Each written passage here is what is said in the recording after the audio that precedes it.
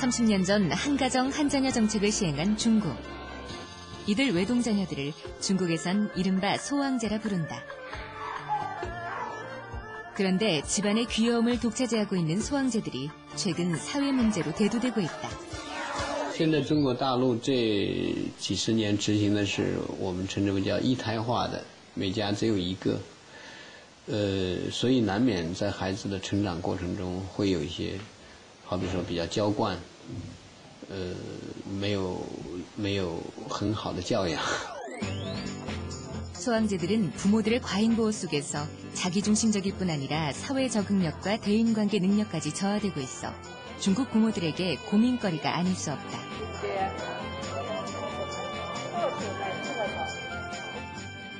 이런 문제를 해결하기 위해 최근 공자의 사상이 21세기 중국 교육계에 다시 부활하고 있다.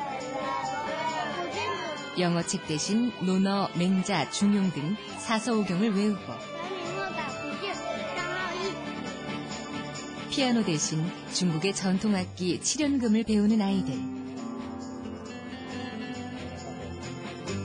개방개혁 이후 다시금 중국의 핵심 교육으로 떠오르고 있는 중국의 사상교육.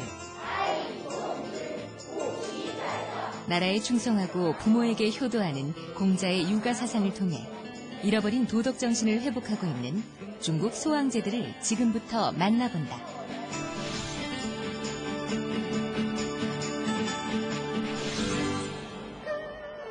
(1978년) 개혁개방을 선언하며 고속성장을 이룩해온 중국. 최근 경제성장과 더불어 중국에선 전통사상을 배우려는 움직임이 크게 일고 있다. 특히 중국 최고의 사상가인 공자 배우기 열풍은 남녀노소를 불문하고 인기다.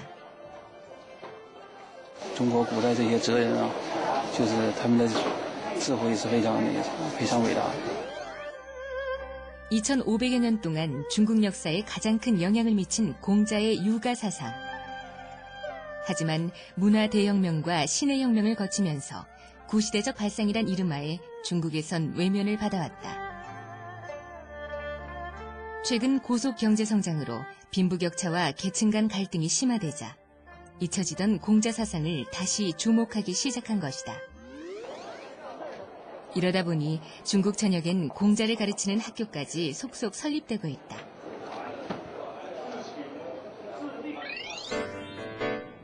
중국 북경 외곽의 조용한 시골 마을.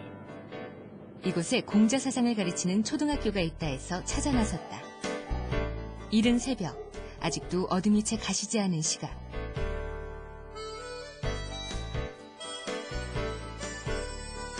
그러나 공자초등학교 학생들에겐 기상시간이다. 기숙사 제도를 시행하고 있는 이 학교에선 새벽 6시면 학생들의 하루 일과가 시작된다. 아직 엄마 품에서 잠투정 부릴 서너 살의 어린 꼬마 녀석들. 그런데 기특하게도 스스로 일어난다.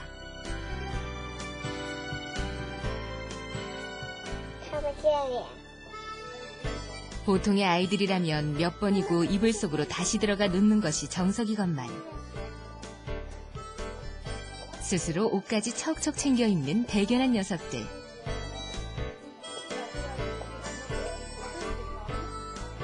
고사리 손이지만 옷 입는 손놀림이 무척 야무지다.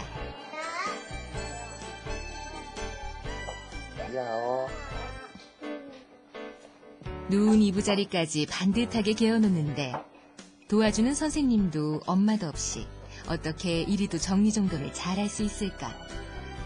小朋友，你现在去哪儿啊？ 洗漱. 잔소리하지 않아도 제 할 일이 무엇인지 아는 아이들. 하지만 이 학교에 입학하기 전엔 요 기특한 꼬마 녀석들도 손가락 하나 까딱하지 않는 그야말로 고귀한 소왕제들이었다.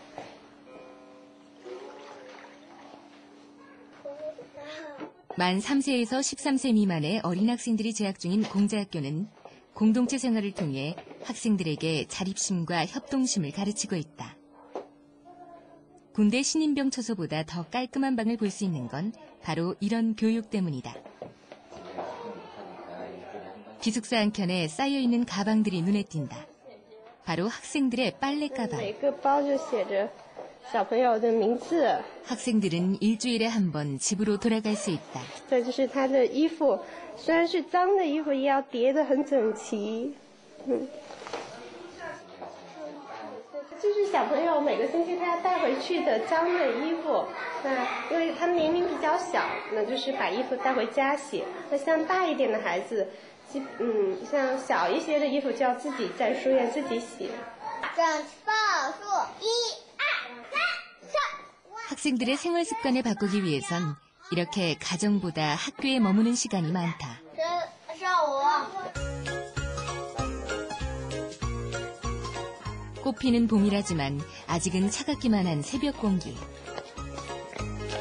小朋友，现在去哪儿啊？跑步。 아침 체조로 오늘 수업을 시작한다.